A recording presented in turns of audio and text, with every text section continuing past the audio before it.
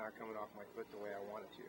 And the ball is moving more to the right than it ever has. So I've got to start tightening up my angle so that the ball, I compensate a little bit more. Why are you willing, I guess, to play through some of those really, really tough injuries? I mean, is it tempting to just say, I got to miss some of these games? Not really. I mean, it's just kind of a mentality, I guess, that I have of, just kind of born and raised with it, just to go out there and, play through the little pains and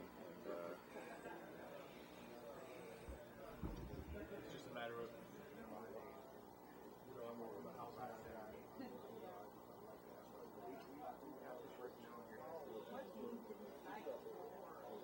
Well, you had remember when I was telling you how when I taking that angle one way up. So you normally goes right, but now it's going right and it's going like that.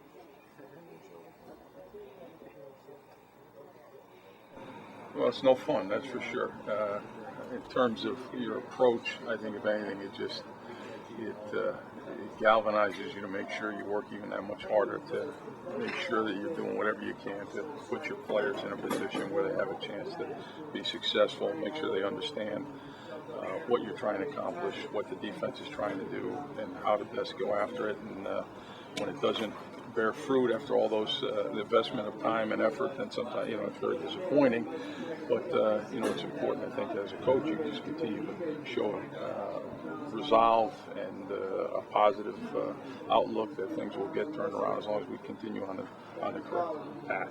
Tom, as he said, green zone has been a focus this week. What do you feel like you're close there sometimes? What are you seeing there? Yeah, we're about as close as you can get without being successful. So that was, last night. Besides the last one, the first two we get down to right on the fringe. We get a throw pass and make it 2nd and 2 on the 22, and run the ball twice and wind up, short yardage not getting it, and then the botched field goal. The next time we come down there, we pick up 3 on a power play. The next time we try a fake go screen, which we had a lot of success with throwing the go screen. We thought we'd get a better reaction. We didn't. And Eli wanted us throwing it to the receiver. We lose 3, and then we throw the ball to Steve, and we think we've got a first down or 4th and inches. We're ready to go, and we wind up with nothing. And then the next 2 times down there, we score until the last time. So, the penalties just set us so far back. It made it difficult. But, we're close. You're right, but it's not good enough. The bottom line is you got to be very precise down there. You have to be more exact there than anywhere else on the field. And as the field gets shortened and condensed, it's important that you do everything just about nearly perfect to have some success. And we weren't quite as good as we needed to be. there were positive signs, though, I would imagine. I mean, Jacob's numbers were good as far as yards per carry. Eli even talked about getting kind of a rhythm. Is that what you build on going forward? That was the goal. That was the goal going into the game. How can we best put our team in a position to win the game? And one of the things was to get some things with the throwing game that Eli would feel comfortable with, get into a rhythm, as you say. Quick passes, trying to get the ball out of his hand quickly. We had some chances for some bigger plays, which we didn't quite capitalize on. Should have capitalized on, did not. But it did start to put them on their heels a little bit, which opened up the running game, which was good to see.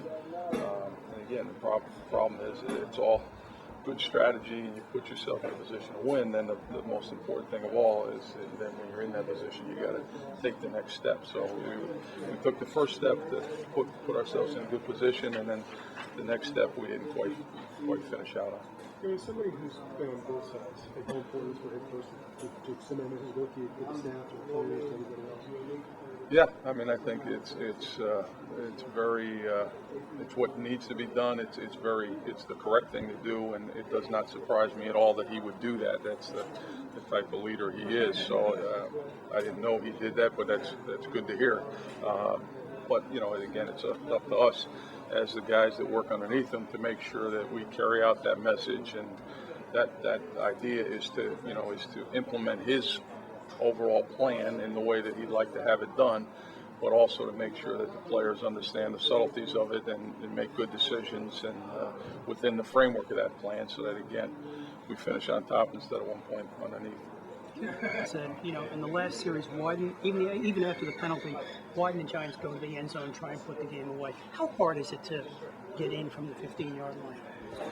Well, it's first and goal from 15. It's a little tougher, obviously, than, you know, you like to be in that 7 or 8 yard line. You keep people guessing, and like the first time we kind of got what we thought. We ran it down to the 1 and got the penalty, and that killed us. Now they were smart, and they stayed back and dropped everybody in, and if we had thrown it into the end zone, there would have been a good chance that it would have been a disaster. Now, what you hope is, like with the screen pass, you throw something underneath and you make a run in there. And, you know, we were calling, as we always do, you know, do this or that if based upon the look.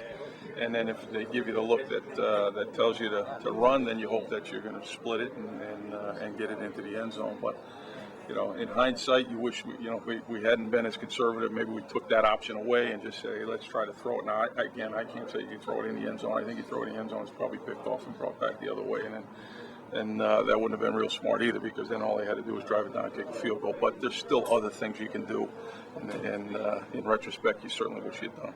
Kevin, given all the time you guys devoted to what you were going to do during the off season, and now half the season's already complete, how dramatic can the tweaks be as you go into the second half of the season? Yeah, I don't know if they have to be very dramatic. I mean, I think the margin between victory and failure is not very much, and we're right on the cusp. But I think there was certainly, you know, the penalties were a big bugaboo, and the green zone has been an area that we haven't been as effective as you'd like to be. And the thing that's really disappointing is our third and shorts. You know, our short yardage right now is killing us, and that, you know, it affects our ability to hold on to the ball, and the more longer that you hold on to the ball, the more chances you give our team, and the bottom line is we give our offense enough chances, you know, we're going to make some plays, and we're doing a tremendous job of helping our team and helping our defense by holding on to the ball, and that's great strategy. But then when you're down there, you got to finish it, and that's what we are not doing at the level that we think that we'd like to be doing it at. Kevin, when you said that circumstances, is Brandon getting enough carries? Not yards, but carries. Yeah. Oh, I don't know. As I said to you early on, when all of you were complaining that he was carrying it too much and not doing it well enough, that in the end of the season, I thought the numbers would reflect a solid season